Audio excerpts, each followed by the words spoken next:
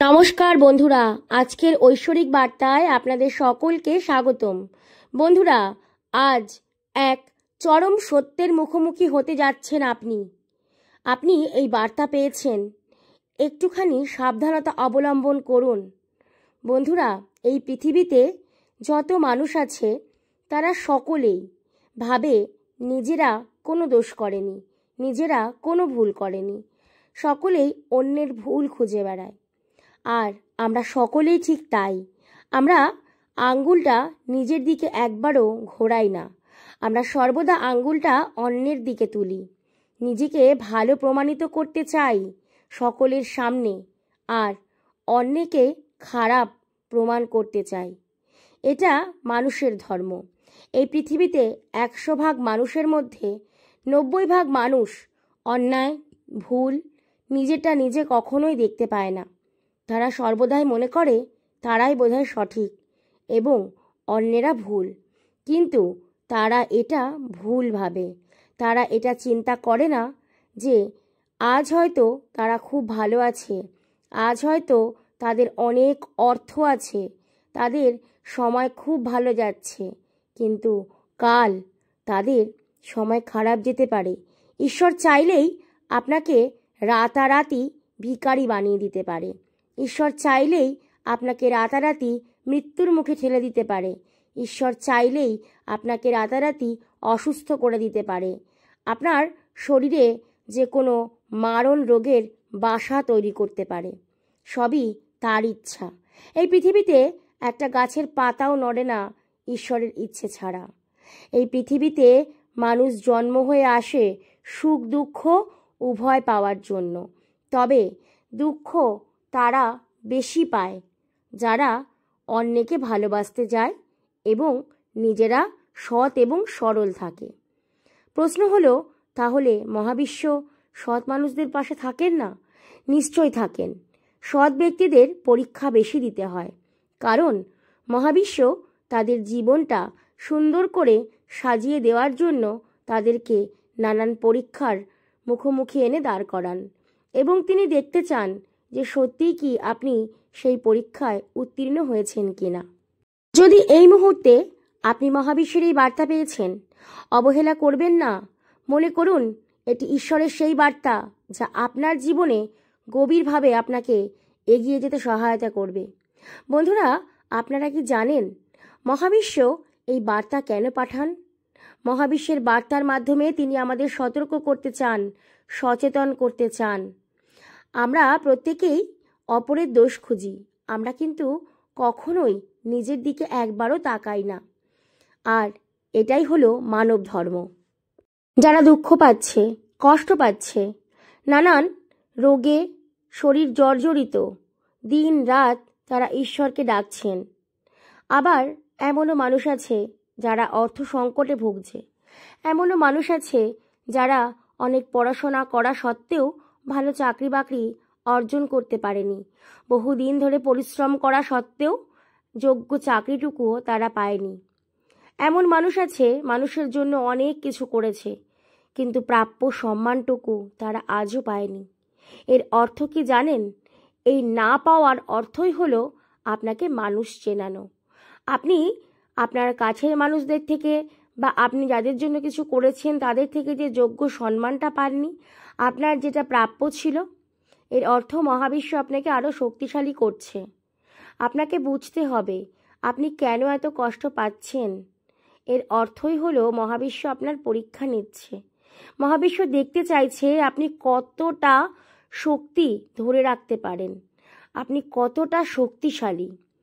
তাহলে আপনি এত অসুস্থ হচ্ছেন বারবার কেন? আপনার সাথে এমনটা হচ্ছে, আপনি বারবার অসুস্থ হচ্ছেন, আপনার জলের মতো অর্থ ব্যয় হচ্ছে। এর অর্থ কি জানেন? এই অর্থ হলো আমাদের কর্ম। আমরা যে যেমন কর্ম করব ঈশ্বর আমাদের ঠিক তেমনই ফল দেবেন।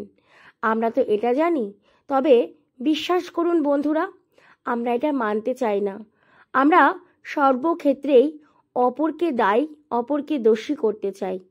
যদি আমরা একবার নিজেদের দিকে তাকিয়ে দেখি, নিজেকে আয়নার সামনে দাঁড় করাই এবং প্রশ্ন করি নিজেকে, সত্যিই কি আমরা কখনো কাউকে সমালোচনার চোখে দেখিনি?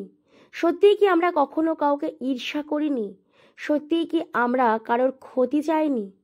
যদি এমনটা হয় তাহলে আমরা ভগবান হতাম। কারণ এই পৃথিবীতে প্রত্যেকটা মানুষ আছে, যতই তারা ঈশ্বরে বিশ্বাসী হোক না কেন, তারা কখনো না কখনো অপরের ক্ষতি চেয়েছে। ঠিক বুঝতে হবে, আপনার যারা ক্ষতি করছে, ধরুন আপনার শত্রু, আপনি সামনে না বললেও মনে মনে একবার হলেও বলেছেন যে তার এই ক্ষতিটা হবে। আপনার আত্মা চেয়েছে, আপনি মুখে হয়তো বলেননি। তো এটা আমাদের বুঝতে হবে, যদি আমরা এমনটা না বলতাম তাহলে আমরা হতাম ঈশ্বর। কারণ একমাত্র সৃষ্টির রহস্য তিনিই বোঝেন, তিনিই জানেন। একজন মানুষ কখনোই কাউকে হিংসা না করে যে নিজের মতন চলে, বা কাউকে কখনোই সে কোনো কথা বলেনি, কাউকে নিয়ে কিছু করেনি, এটা হতে পারে না। এই পৃথিবীতে কম বেশি ভুল ত্রুটি সবাই করে।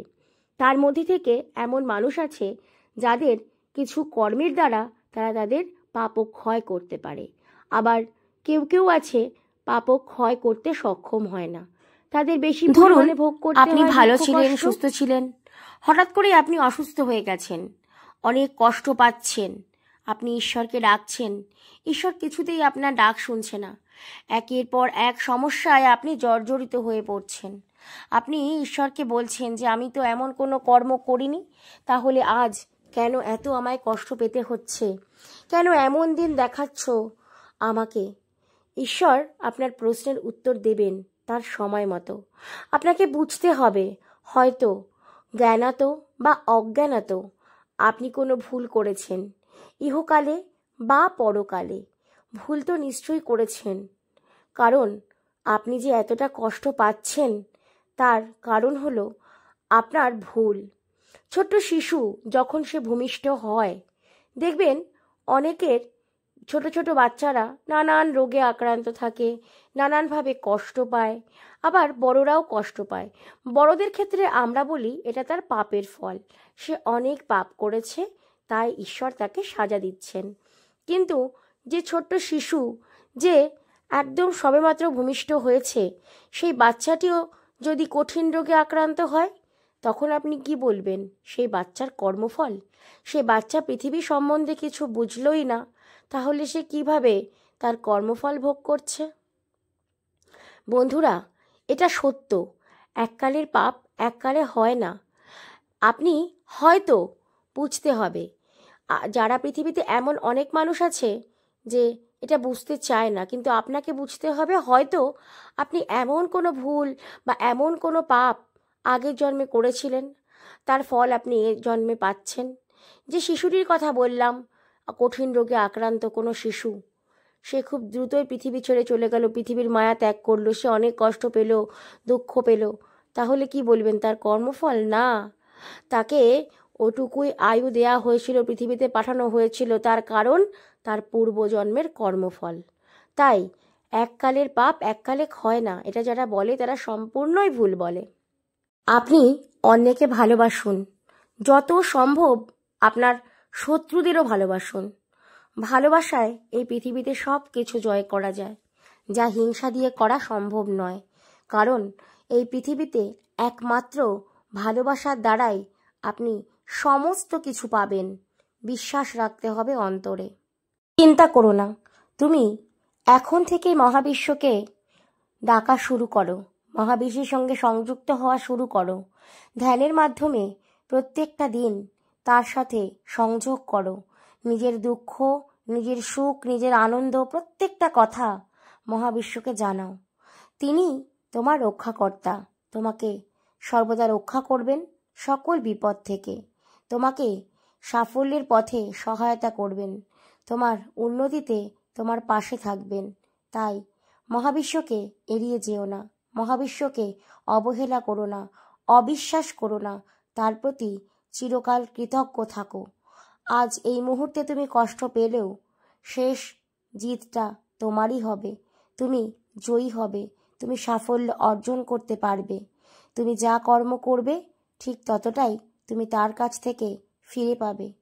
তাই বিশ্বাস করো ইউনিভার্সের প্রতি, ইউনিভার্সকে সর্বদা আকর্ষণ করো আর সর্বদা কৃতজ্ঞতা জানাও। জীবনে কঠিন থেকে কঠিনতর পরিস্থিতি থেকে তুমি বেরিয়ে আসতে পারবে তার কৃপায়। তাকে অবহেলা করো না, তিনি আছেন, তার অস্তিত্ব আছে। যাকে আমরা চোখে দেখতে পাই না, এক ঐশ্বরিক শক্তি, যাকে তুমি উপলব্ধি করতে পারবে, অনুভব করতে পারবে। Thank you universe, thank you universe, thank you universe.